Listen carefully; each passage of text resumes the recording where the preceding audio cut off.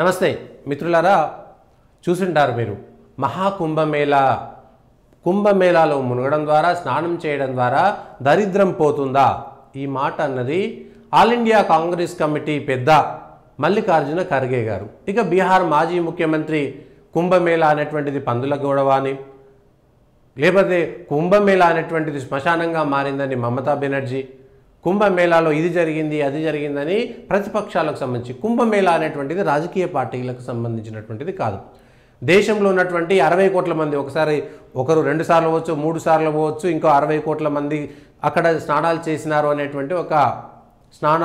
అనేటువంటిది ఒకటి report Uttar Pradesh government ఇచ్చింది. మీకు నచ్చలేదనుకోండి, వదిలేయండి.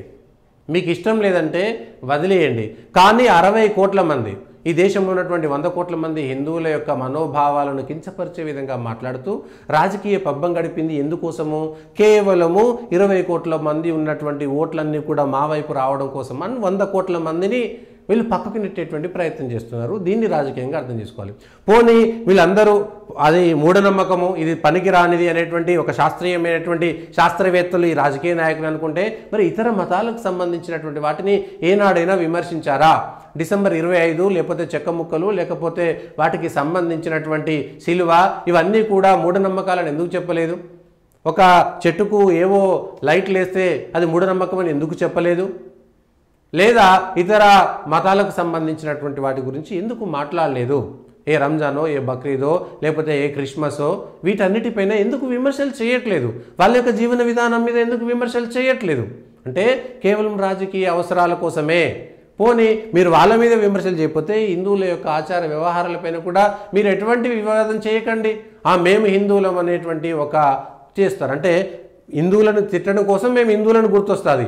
హిందువుల యొక్క ఆచార వ్యవహార సంస్కృతి సాంప్రదాయాలను కాపాడడానికి మాత్రం వీళ్ళు హిందువులుగా గుర్తించబడరు. హిందువులను వాళ్ళ ఆచార వ్యవహారాలను ఎగతాళి చేసి, హేళన చేసి తిట్టడం కోసం, వాటిని రాజకీయ అవసరాల కోసం వాడుకోవడానికి మాత్రమే వీళ్ళకి ఉపయోగపడుతుంది. ఇదే నాయకులు మాత్రం రంజాన్ ముబారక్ అని, సభీకో రంజాన్కి ఏంది దిలీ ముబారక్ అని, లేకపోతే ఇంకేదో రంజాన్ బిగిన్స్, ఇంకా రంజాన్ రానే లేదు, రంజాన్ రాకముందే రంజాన్ మాసం మొదలైతుంటేనే ప్రత్యేకంగా శుభాకాంక్షలు చెప్పారు. వీళ్ళందరూ కూడా ప్రత్యేకంగా రంజాన్ నాడు ఇఫ్తార్ విందులకు ప్రత్యేకంగా వేరు. ఏ ఒక్క రోజైనా వాళ్ళ యొక్క ఉపవాసాలను కానీ వాటిని కానీ ఎన్నడైనా హేళన చేసేటువంటి పని చేశారా? చేయకండి. వాళ్ళ సంప్రదాయాలను మీరు ఎట్లయితే గౌరవించారో హిందువుల యొక్క సాంప్రదాయాలను కూడా అట్లనే గౌరవించండి. ఇక్కడ మాత్రం మీరు ఎందుకు హేళన చేస్తున్నారు? ఇక్కడే కుట్ర కనబడుతున్నది. స్వతంత్ర భారతదేశంలో హైందవుల పైన 1000 సంవత్సరాలుగా జరుగుతున్నటువంటి కుట్ర ఏదైతే ఉందో, అది స్వతంత్రం రాకముందు, దేశ విభజన జరగకముందు 100 స్పీడ్లో జరిగితే ఇప్పుడు 1,00,000 స్పీడ్లో జరుగుతున్నది. దీనికి రాజకీయ నాయకులు ఎన్నికల యొక్క రాజకీయ అపీజ్మెంట్ పాలిటిక్స్ తప్ప ఇంకొకటి కాదు. మరి దీన్ని ప్రజలు ఏ విధంగా అర్థం చేసుకోవాలి? ఇంకా ఎలాబరేట్ చేయండి. ఇది ఒక్కటే కాదు, ఏ రాష్ట్రంలో అయినా సరే, ఏ రాజకీయ పార్టీ అయినా సరే ఈ విషయంలో ద్వంద్వ ప్రమాణాలను పాటిస్తున్నాయా లేదా?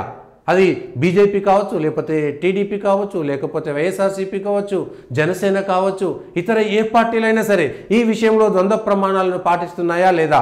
ప్రజలు ఈ విషయంలో ఖచ్చితమైనటువంటి ఆలోచన ధోరణితో ఉండాలా లేదా?